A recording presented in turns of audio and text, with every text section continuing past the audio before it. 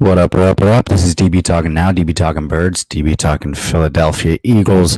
We have a lot to get into, guys. A lot has happened since I have been live with you guys. The Philadelphia Eagles lost the Tampa Bay Buccaneers on Thursday night, 28-22, kind of like a last-ditch effort to make that game closer than it actually was. That game was more had more vibes of a 40-22 game than a 28-22 game. But the Buccaneers clearly, Tom Brady and the Buccaneers clearly took their foot off the gas. They really could have drove up the score if they wanted to.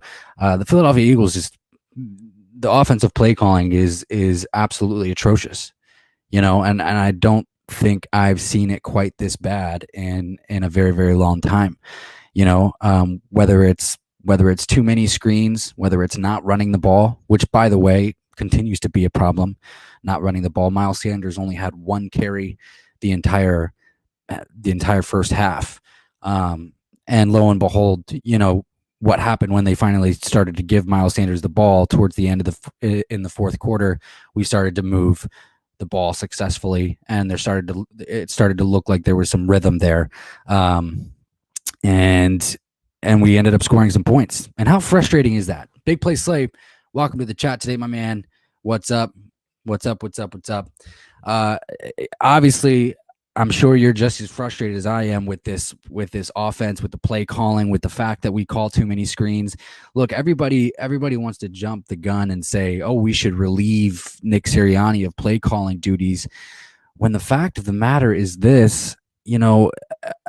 I was listening a lot to different YouTubers, different podcasters, and things like that, and different reports throughout the week since the Eagles played the Buccaneers on Thursday, and it was predicted. It was predicted by a Chargers fan. And the reason why I bring this up, obviously, is because Shane Steichen, former offensive coordinator for the Los Angeles Chargers, basically that Chargers fan said, get ready for a lot of screens. So are the screens a product of Shane Steichen giving his 2 cents throughout the week to Nick Sirianni? And this is what they're coming up with. Why aren't they running the fucking ball? Is the big question of it all. If I were Miles Sanders, I would be upstairs talking to Jeffrey Lurie and Howie Roseman right now, all throughout the week, and I would have started about 3 weeks ago, and I would have said something along the lines of, look, I'm the running back that you drafted in the second round. I have a phenomenal ability to run the ball. I am one of your best players on offense. Why am I not getting the ball? And here's the thing. Big Play Say says, I'm going to start a podcast called Run the Damn Ball Podcast. As you should. Here's the thing is, I don't know if you guys remember this, but when Edgerrin James was the running back for the Arizona Cardinals, there was a game where he only got the ball once, or he didn't get the ball at all. I can't remember what it was, but he threatened to demand a trade after that game, and then they ended up giving him the ball. A lot more throughout the season as the season went on. So, in my opinion, I would be completely fine. I would be completely fine with Miles Sanders doing that. In my opinion, I wouldn't hold any grudges against him. This needs to stop. Miles Sanders is one of our best players on offense, if not our best player on offense, because Jalen Hurts is not it. Sorry, I have made my my conclusion. Jalen Hurts is not a franchise quarterback. He's not going to be the quarterback of the future for this team. Big Play Slay says, well, then again, it's hard to believe that Steichen called the plays or gave any input, because Steichen has a history of running the ball and even was told once to stop running it too much. This is true, but the screens could be coming from Steichen. And here is the thing, and this is where it gets caught up, right? Is if Nick Sirianni views the screen as an extended run play, which a lot of coaches do. It's not just Shane. It's not just Nick Sirianni. A lot of coaches do see that as an extended run play. Then he's probably gonna only take the passing play advice from Shane Steichen. He's not gonna take the running play advice from Shane Steichen. And that's the issue. I mean, look, you start. I mean, you look at what they did. Look at what they did to end the game against the Buccaneers, right? You start running the ball, and it looks like all of a sudden that the team has chemistry and the team has swagger because they're running the ball and moving the ball downfield. It looked like a completely different offense when the team started to run the ball. And it was complete. And Miles Sanders' stats, that 6.2 yards per carry, was a little bit, misconstrued because of that fact. But he had about 7 of those. He had about 7 of those carries in the fourth quarter alone, and ended up picking up 56 yards. 9 carries for 56 yards. Big Play Slay says even Devontae Smith was heard saying, "Run the ball." Yeah, I saw that video, and it was hard to make out. Yeah, it was kind of hard to make out his his lips on that one, but I don't disbelieve it. I think everybody and their mother and every single player in that locker room knows that they need to run the ball. They need to run the ball more. They need to come out and they need to establish a bully mentality. And I'll say this again, and I'll continue to bring this up, but I believe that this coaching staff had big plans for Jordan Howard in this offense, and Howie Roseman kind of surprised everybody by cutting him. That's the only thing right now that I will blame Howie Roseman for. There's actually one other thing, and the other thing is this, and this is according to Brandon Graham, because Brandon Graham was just interviewed by Derek Gunn about a couple days ago, and he basically said that I think that Jonathan Gannon wants to do a bunch of things, but he doesn't have the player personnel to do it. So I think there's that as well. Big Play Slay says, but if you're going to run screens with Quez Watkins, not Miles Sanders. Well, here's the thing. Yeah, and I agree. I agree with that as well. Quez Watkins needs to be involved a lot more in this offense, a lot more than he is. Plain and simple. Devontae Smith and Quez Watkins are your guys, and we're gonna get into how Jalen Hurts comes into this, and also the Miles Sanders and Quez Watkins comparison in the screens. I think that Nick Sirianni sees Kenny Gainwell and Miles Sanders as a Nyheim Hines role, and he can't decide which one he wants to use. And so if that's the case, which it is the case, that's the reason why they want to use Miles Sanders in that role. But I agree with you. Completely. Quez Watkins needs the ball a lot more. But here's the thing, right? Is how much of it is bad play call? How much of it is bad play calling in comparison to Jalen Hurts not being able to, see the middle of the field? Because I can tell you this, Jalen Hurts is not utilizing the middle of the field. And maybe, and this is a strong, this is a far reach, but I will throw it out there. Maybe it was the two tight end sets. Maybe it was the fact that Zach Ertz and Dallas Goedert were still on the team. Maybe Jalen Hurts is going to have more success in the middle of the field throwing to Dallas Goedert. You know what I mean? There were videos and reports out there saying that, Jalen is more used to the speed of a Dallas Goedert than he is of a Zach Ertz. And maybe that's the case. I don't know. But as of right now, Jalen has a ton to prove to me. He has a ton to prove to me. And and I'm not liking what I see so far. I'm on the verge of I really am. I'm actually past the verge of wanting a new quarterback. I want a new quarterback for this team. I do not want it to be Jalen Hurts, unless he completely changes the way that he plays. His leadership qualities are great. They're unrivaled. It was the same way at Oklahoma. You know what I mean? It was the same way at Oklahoma. But unfortunate thing is that his level of play on the field does not match the leadership qualities that he possesses. That's the unfortunate thing. That is the unfortunate thing.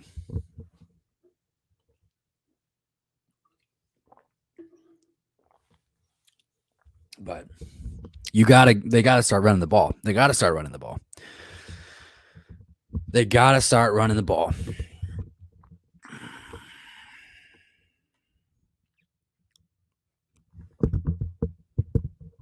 I would be pissed. I would be pissed off. I would be completely pissed off if I were Miles Sanders. Miles Sanders is our best player on offense right now. Actually, I mean, statistically, no, he's not right now, but that's because we're not running the ball. But he has the most ability to take over a defense. Honestly, that's what my belief is. I believe that if he were given the chances, we would be talking about a completely different season.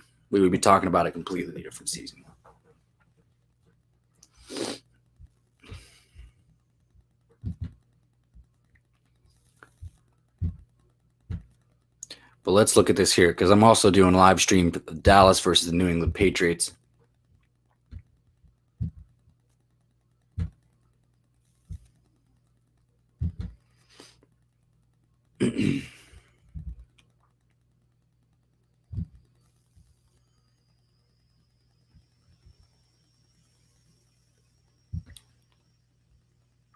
Tony Pollard, right tackle to New England 16 for 1 yard.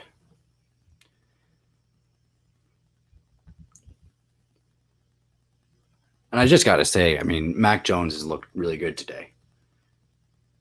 Dak Prescott back pass, throws it deep, incomplete.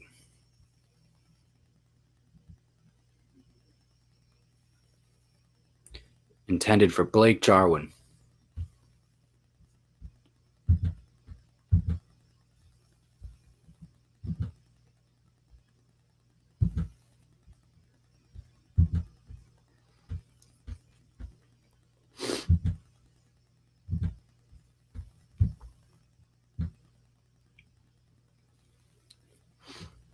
Third 9 from New England 16. Dallas Cowboys driving.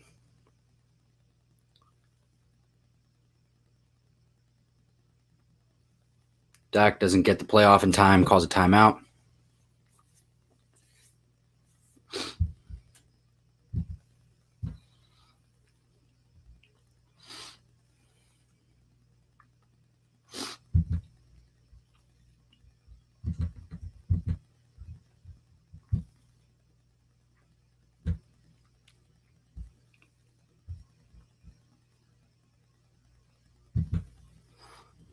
And then let's talk about the Zach Ertz trade.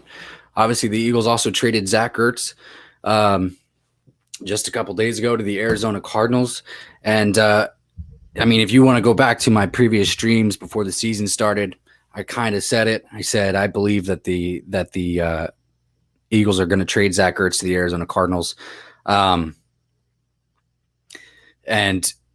it was a great move. I absolutely love it. I think it was a great move for both sides. Obviously, we got rookie cornerback Tay Gowan, and a 5th round pick back in return for Zach Ertz.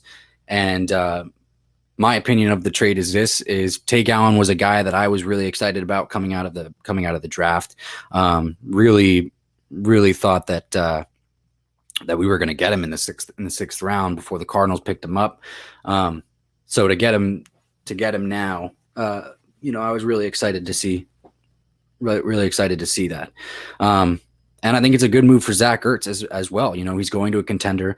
He's going to a team that has a quarterback in Kyler Murray that is absolutely on fire, has all the weapons around him, and I think that it's going to be great for Zach Ertz's production. I think Zach Ertz is going to be in a position where he has the ability to revitalize his career after a slow start to this season and obviously a bad last season.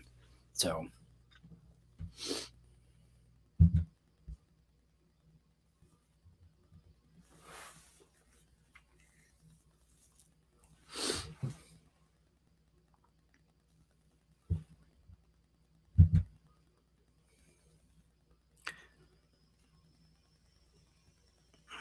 Dak Prescott pass deep left intended for Cedric Wilson, intercepted.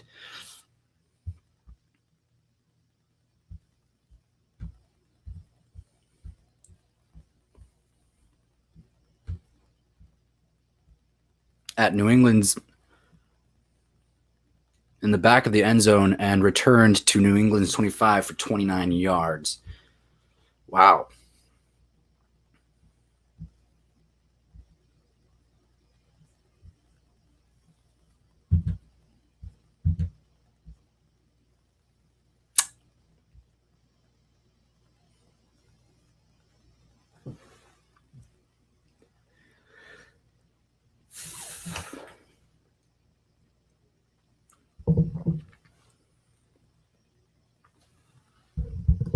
I think the big question to talk about when it comes to the Philadelphia Eagles is how do you how does this team turn it around?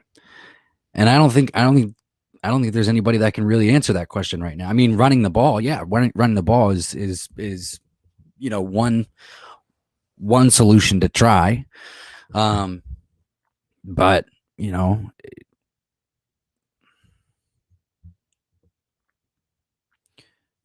but I think I gotta echo this sentiment because it's been mentioned a ton of times. Is if you were a rookie head coach and you ran the ball this little amount that they're doing with Miles Sanders right now, you would be fired. You would be fired, especially when it comes to a playmaker like Miles Sanders. So something is going on. Something upstairs is going on. Either it's true that Jeffrey Lurie and Howie Roseman are telling this guy to pass the ball a ton, and that's why they're not going to get rid of him because of that fact, or they're starting to get fed up, but or they're just being patient, which I on all the things that I've heard about Jeffrey Lurie, I don't understand how he would be patient with 2 losing seasons. And we are on the brink of one of the worst losing seasons that we've had in a very, very long time for the Philadelphia Eagles.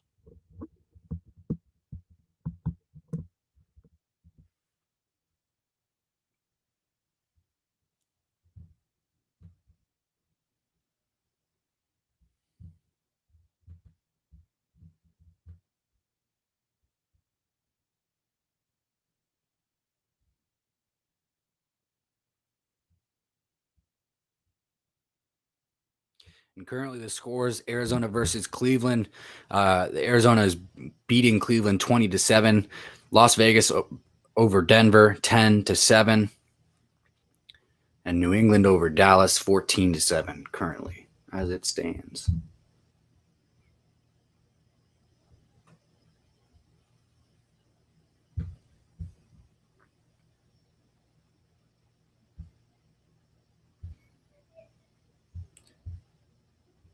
Micah Parsons with the horse collar tackle. Man, Dallas is just getting penalties left and right here today.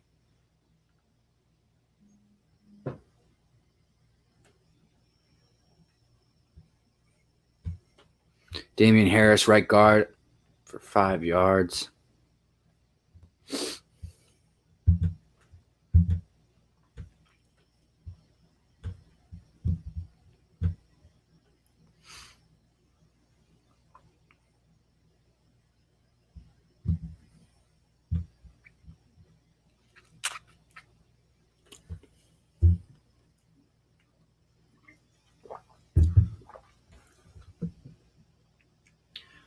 Mac Jones in the shotgun. Steps back to pass. Mac Jones throws deep and caught.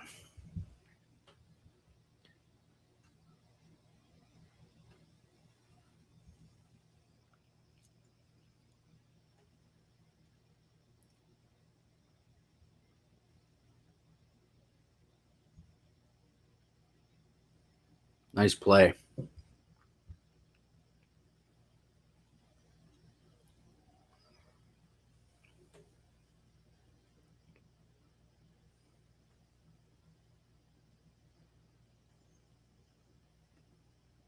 But honestly, with the Philadelphia Eagles, like I don't see them turning it around. I honestly don't.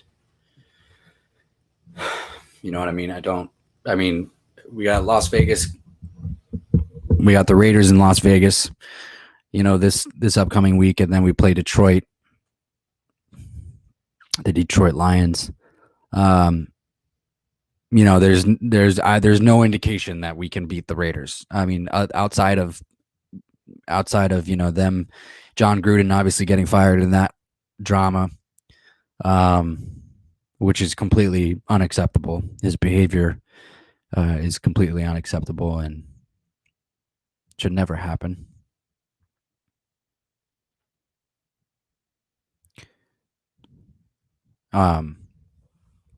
But they're winning right now, so it seems like the assistant head coach that took over for John Gruden is doing a decent enough job, and Derek Carr is still going to be on fire. So Derek Carr is still going to do his thing.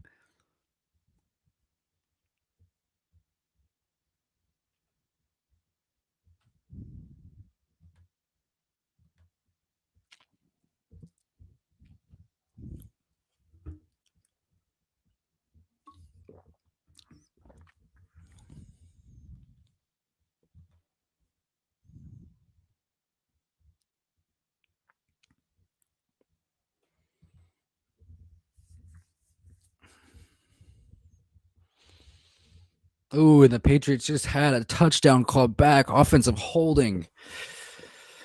It is now 2nd and 17. Man, that sucks. That's a killer. Darn it.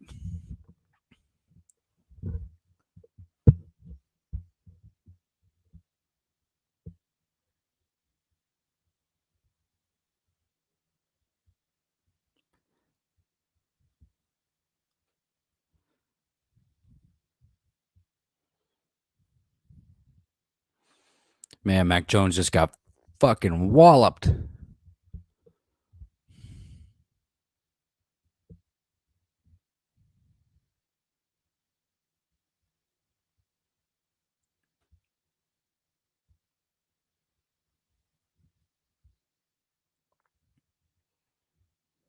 Damn.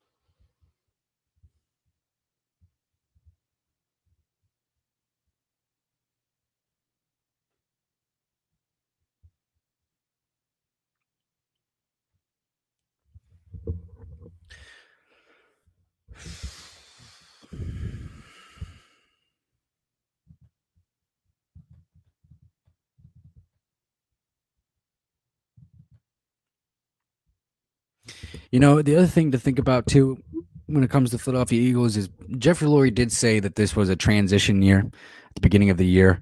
Last time he kind of came out and said that was the 99 season, Andy Reid's rookie head coaching season. And Doug Peterson was the quarterback before Donovan McNabb took over. So, you know, that's another optimistic way of looking at things. But Guys, this is DB Talking Now, DB Talking Birds, DB Talking Philadelphia Eagles. I just wanted to jump on here real quick and check in with you guys because I have not been in here for about a week. So thank you so much for joining. Big Play Slay, one love. Stay safe, stay healthy. This is DB Talking Now, DB Talking Birds, DB Talking Philadelphia Eagles. I will be back on with you guys later. Go Birds, baby.